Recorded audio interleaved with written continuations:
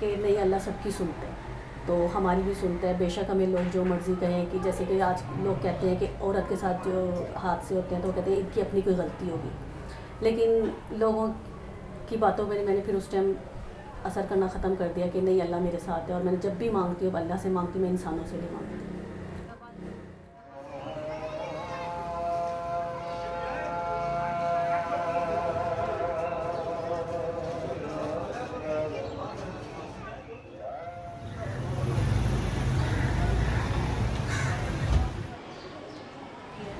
एक आँख में शुरू मुझे मुश्किल पड़ी, क्योंकि मुझे इस साइड से नज़र नहीं आता, तो मैं अचानक से जब उठती थी तो मेरी टकरें भी हुई हैं दीवारों के साथ, बहुत मसले पड़े हैं, लेकिन अब आदत हो गई है, क्योंकि अब मुझे पता चल गया है, तो अब मैं अपने काम आराम से कर लेती हूँ। सिलाई मैं करती हूँ, अब थोड़ी नज़र मुझे वीक लगती है कि मेरी वीक हो गई है, क्योंकि नज़दीक का मुझे नज़र नहीं आता, तो अब मैंने चेकअप करवाना है, तो फिर ज़ाहिर सी बात है अब लगेगा चश्मा, तो वो भी पहनूँगी, लेकिन काम मेरा हो जाता है, मैं कर लेती हूँ काम।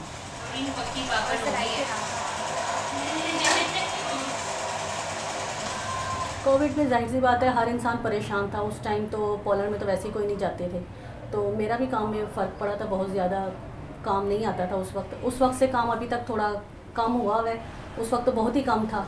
अब ये है कि अल्लाह का शुक्र है, थोड़ा बहुत आता है तो मैं करती हूँ।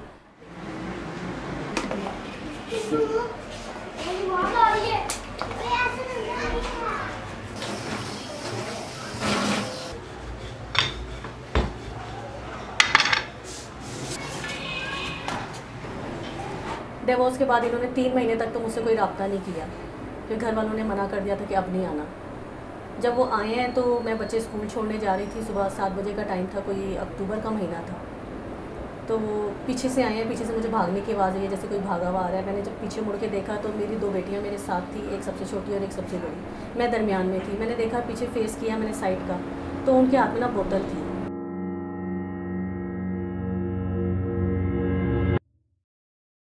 तो जब उसने मैंने हाथ में इसके बोतल देखी तो मेरे जहन में भी मैं सोच रही थी कि शायद इसके हाथ में तेज़ाब है।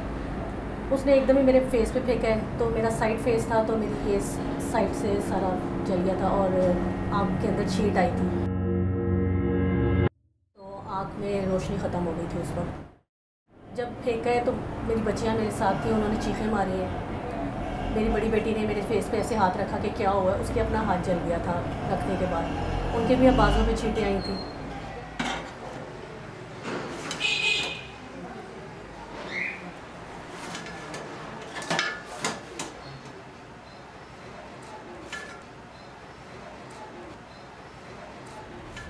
Well, I really do feel that ever since the population became larger and larger, people's problems became more exacerbated, and crimes against women increased because women were able to say yes or no to whatever they wanted to, instead of having to agree straight away. And if there was a young woman who had a suitor and she didn't want to marry him, and she refused, one of his reactions would be that let me take a vendetta, and he would sometimes resort to throwing acid.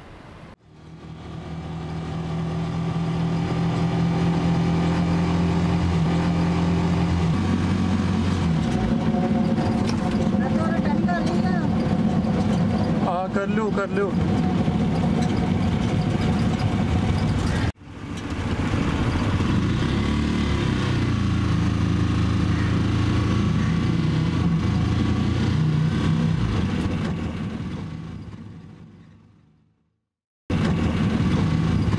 Hospital job करनी है, उस तो बाद मैं तकरीबन rickshaw चलानी है। ਤੁਸੀਂ ਰਿਕਸ਼ਾ ਚਲਾਉਂਦੇ ਹੋ ਤੇ ਅੱਛਾ, ਹੁਣ ਤੁਹਾਨੂੰ ਸਾਨੂੰ ਇਹ ਦੱਸ ਸਕਦੇ ਹੋ ਤੁਸੀਂ ਵੀ ਤੁਹਾਡੇ ਨਾਲ ਕੀ ਹਾਦਸਾ ਪੇਸ਼ ਆਇਆ ਸੀ ਤੇ ਕਿੰਨੀ ਚਿਰ ਪਹਿਲੇ? तकरीबन 15 साल पहले घर में लड़ाई हुई सी, और उसके बावजूद ना तेज़ाब घर वाला ने सड़ दिता सी। किन्ने तेज़ाब सुट्टिया सी से किस तरह लड़ाई हुई सी तुसी सानू दस सकते हो? घर में वैसे मैं देवर नंदा सारा कुछ सी, तो घर कोई मसला ऐसा हो गया से, तो देवर से मेरा उन्होंने सटिया सी। तो इंसान बाहर कुछ तो अंदर कुछ होंदा है, इस वजह तो कि इंसान नूं वेखण च कुछ होर लगदा है, अगर करन च कुछ और लगदा है।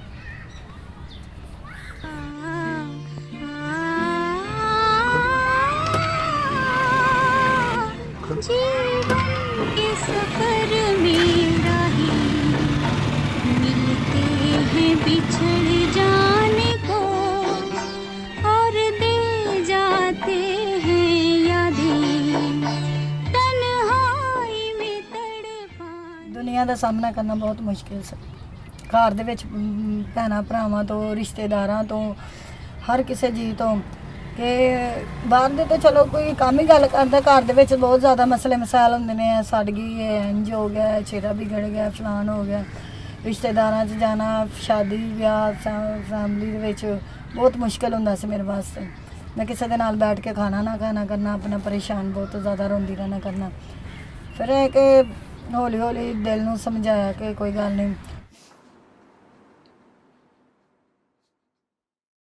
Most of the stories or incidents or when I meet these victims, when you hear their stories, it's heart touching.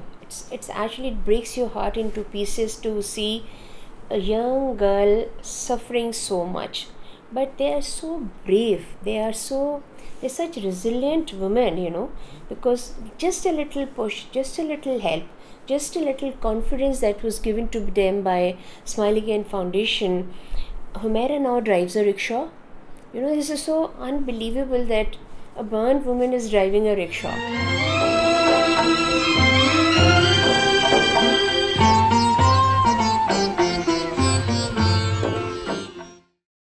14 साल की सज़ा हुई तो 14 साल बाद अब ये 7 साल हो गए हैं उन्हें। 7 साल बाद अब जब बाहर आएंगे तो हमारे अंदर एक खौफ है, जो एक डर है कि पता नहीं अब आने के बाद क्या करेंगे। अभी तो फ़िलहाल सुकून है, लेकिन ये फ़ोन आता है बच्चों के पास कि मुझे माफ़ कर दो, मुझे बाहर निकाल दो, मैं अब कुछ नहीं ऐसा करूँगा, मैं बदल गया हूँ। तो बच्चियाँ कहती हैं हमने आपको बाहर नहीं निकालना, माफ़ हम आपको कर चुके हैं, क्योंकि पहले ये धमकी दे चुके थे, किसी को कह चुके थे कि मैं इसके चेहरे पे एसिड फेंक दूँगा। वो इसलिए कि मेरे अब्बू ने कहा था कि हम इसकी कहीं और कर देंगे, तुमने छोड़ना है तुम छोड़ दो। उसने कहा मैं इसका फेंक दूँगा ताकि इसकी कहीं और भी ना हो।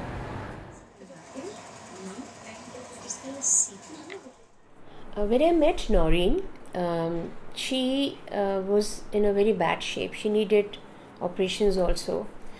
She had actually lost half of her face, so there was a skin which has to be put, just because there's nothing that one can do to, not even a prosthetic eye would help her. You have to go through prolonged procedures.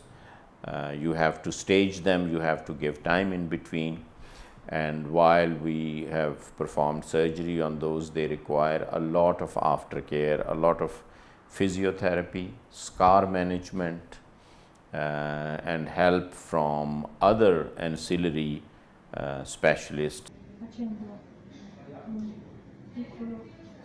While we are doing all this, these patients need continuous, not just financial support and logistic support, but psychological support, because all these patients and victims are depressed.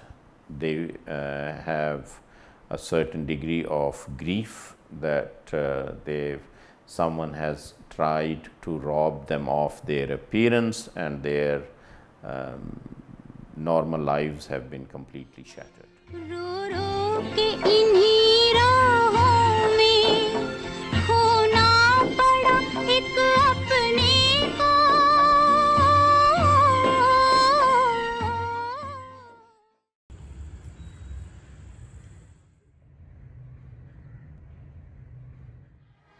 अच्छा मुफ्ती साहब, इसके बारे में बताइएगा जो गैर मुस्लिम लोगों के ऊपर